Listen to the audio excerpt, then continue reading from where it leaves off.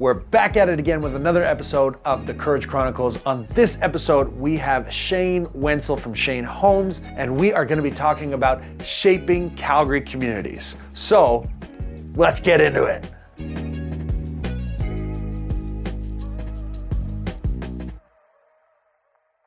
Hi there, my name is Connor Curran. I'm one of the co-owners of Local Laundry. We are Canada's most caring clothing company. Today, I'm here to talk to you about the Courage Chronicles, a show where I'm gonna be interviewing other people from Calgary and learn about their expertise and how they build community. So come follow me as we learn about their area of expertise and how they build community. All right, we are back here with Shane Wenzel from Shane Holmes. Last episode, we talked about moments of courage in his journey, both from a junior age to much more recently. This episode, we're gonna be talking about how his work is contributing to the Calgary community. So let's get into it. I think that no other person we've had on this show has contributed more to the Calgary community than you. I mean, you're physically building homes, but we mentioned it a little bit in the previous episode. You have 100 employees, 100 plus employees. Those are livelihoods. Those are families. You know, tell us about what it means to be actually building someone's home. What is that like? That is probably the most rewarding experience you're ever going to have, because it is an emotional experience building a new home. I mean, we have people, literally, we've had some people get divorces over this, over selections, over money, but it's supposed to be fun. Yeah. You know, and we like to think that we take a different approach than a lot of the other companies out there, where we do try and make it fun. We try and personalize the experience. So, you know, I mean, we always turn over staff, but we don't turn over a tremendous amount. And we find that gives us some great consistency now and into the future, because if you can deal with the same salesperson you dealt with 10 years ago on your first home, doesn't that contribute to a great experience? You already have that connection, that kind of relationship with them, and that's what starts off the fun process. But you're literally creating something from scratch. Yeah. You don't get to do that all the time with a lot of the products that you buy. So how does that process work? So say my wife and I were interested in buying a home. We find you at shanehomes.com. You know, how does that work? Well, you can start off there. You can go into one of our showrooms, but if you want to start off there, we have a build and price tool on our website that you can use as well. So you can kind of take your time easing into it if you want. And we find that a lot of people are doing that now, where they're going on the website, they're selecting a lot, and they're placing one of our home models on it, and it begins the imagination process for building a home. Yeah. So now they know where they want to be, and they can put that on hold. They can reserve that for a period of time, enter their personal information, forward it off to the salesperson at the showroom. So when we show up, they have all the information on what they want to start with their dream home. Yeah.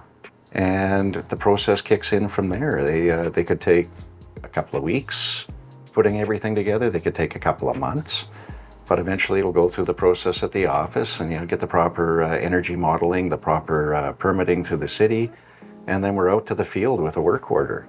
And right now, on an average 2,000 square foot home, it's going to take you about 6-7 months to build that. And then, we get into the move-in date, which is really exciting, because now you can see all those selections that you've made along the way come together in your perfect home. What advice would you give to someone looking to build their dream home? Well, there's a couple of pieces. Take your time. Yeah. There's, although we need decisions made at a certain point, we do have a design center with professional interior designers there to help you through the process and make the correct selections. But I think the biggest piece of advice is, if you're approved for a mortgage, go about $100,000 below that, because you want it to be comfortable with fluctuating interest rates, because there's nothing worse than turning a great experience into a stressful one. Yeah. So come in below what your maximum allowed is. Yeah. What advice would you give to couples? I see you said, you mentioned that some couples gotten divorced over home choices. You know what? That's almost too individual, but there's nothing worth fighting over. I mean, it's only a house at the end of the day. It's your dream home, but is it worth your marriage to fight over color selection? Yeah. Like, let's put it in perspective. Depends how You're nice going those to be colors happy are. at the end of the day. just be happy with what you've got there. It's supposed to be an amazing experience. So don't let it ruin your marriage. What's something that people often overlook when they're building a dream house that they don't even think about until they get in? Actually, that's another great piece of advice. Thanks for asking that question. And I'm going through this right now with my partner. We spent months kind of going through the way we live in our current home and what we would improve if we built another. And it might come down to something silly, not silly, I shouldn't say silly, but more storage in the home, bigger master bedroom, a little bit nicer ensuite, why didn't we build in a stupid built-in ironing board, like just to save on space and, clanging around in the morning. So it's a lot of things like that, right? Say take a month or two and just kind of determine how you want to improve your lifestyle before you go in and start this process. Yeah. That's fascinating. Mm-hmm. And is it going to be the same sort of process down in Dallas, you think? Is it going to take, you mentioned the build is about 7-8 months. Is it quicker down there or? It's roughly about the same, but I think the process will definitely be different. And that's one of the differences in the regions. I've always said it, and I don't just say this intentionally, but, Calgarians have it really good when it comes to quality of homes. I think that's the biggest challenge that we're going to have down in Dallas is, just the quality of workmanship that goes into a home down there. There's a lower expectation down in the Dallas marketplace for what's turned over. And Really? It doesn't seem to matter what level of home you're building. Interesting. Yeah, so we obviously want to bring our best down there, and that's why we need the right people in the right culture down there. But it's definitely a lower standard than what we're used to up here. Yeah. So we're going to build based on that. We likely won't be able to customize the way that we do here because virtually every home that we build, we've customized to some degree to accommodate the customer's wants and needs. But down there, they don't expect that. So we'll likely have more pre-designed options for houses if you want that bigger kitchen, bigger ensuite, bigger master bedroom, or that specialized room that you're going to turn into a multi-purpose room, a dining room, an office, or a podcast room. What would you say is the biggest difference in Calgary homes versus other cities in Canada? Because my wife's from Ontario, go to Ontario, houses look completely different. What would you say is something unique characteristic about Calgary homes?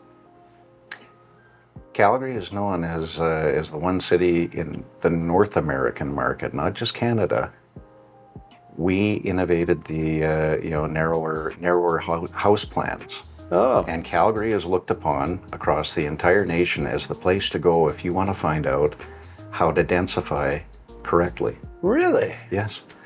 You'd think it was the opposite because Calgary's so widespread. We have so much urban sprawl, but I never would have thought that. You're building subdivisions now that have an average of 14 units per acre. That is actually more dense than the inner city in Calgary. Holy smokes. Yeah. So in a way, I think that speaks to how the Calgary market has evolved over the years. There used to be this big unicity model that people would plan with, and you'd build a bigger core and you would build out from there. Whereas I think what you're seeing now in a lot of cases, the future is you're building that core, but you're building villages with these new communities where, and I know there's some people, the conspiracy theorists that'll find a way to use this against me, but you're creating almost a self-contained community where you don't have to travel as much. You can work from home, but you'll have all your essential services within that one subdivision. Within walking distance, but you don't have to drive everywhere to get what you need on a daily basis. And I think that's admirable because you get people off the roads. Totally. That's what they do in Europe, right? Yes. Walk to the grocery store every day, buy what you need for that night. You're just finding what works in the North American market now, and I think that'll benefit us in the long run. We do have all that land to expand out in, but let's expand intelligently, and that's where I say the village comes in. I love that. Mm-hmm. Now, moving on to the topic of homes, Shane Holmes contributes a ton to the Calgary community itself outside of building homes. Tell us a little bit about some of your charitable initiatives or ways that you've impacted the community outside of building homes. That is a core value of the company. Yeah. That was instilled by my father, Cal, and my mother, Edith, where we could not derive an income from the community without giving back to it.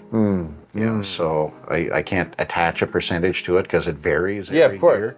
But we do give a tremendous amount back to the community that supports us. Yeah. So you've seen that through initiatives where we love to support Calgary minor soccer. We especially love to support the community rec centers because we're still in need of more. Yeah. Especially with the way the city's growing, but health initiatives as well up at the Foothills Hospital where my father sponsored the Precision Health Clinic. Really? So we do reinvest a tremendous amount of money back into the community because we want to grow with it. We want to give back to it because it's been so good to us. Yeah, and even like you're very keen on supporting small businesses. You've supported us throughout the years, numerous amounts of times. Keeping it local everywhere you can. Absolutely. So, just thank you for all that you do for small business, but for Calgary and the Calgary community. And I'm really looking forward to following your journey even more. And I just want to thank you for taking the time to come chat with us. If people are looking for more information about Shane Holmes, or even maybe they want to follow you personally, where can people find you? Well, you can find Shane Holmes at shaneholmes.com or on various social media platforms. If you want to hunt me down, I have a website. It's shanewenzel.com. But you can find me on social media platforms under Shane Wenzel as well. That about does it here for this episode of the Courage Chronicles with Shane Wenzel from Shane Holmes. Big thank you to Shane for coming on the show here. Follow us for the next episode where we hear from another courageous connoisseur of Calgary. See you next time. A big thank you for watching the Courage Chronicles. If you need information or you want to be a guest on the show, or you know someone who would want to be a good guest on the show, click that link down below or check out YYC Calgary Business or locallaundry.ca. Thanks so much. Hope you have a great day. Bye for now.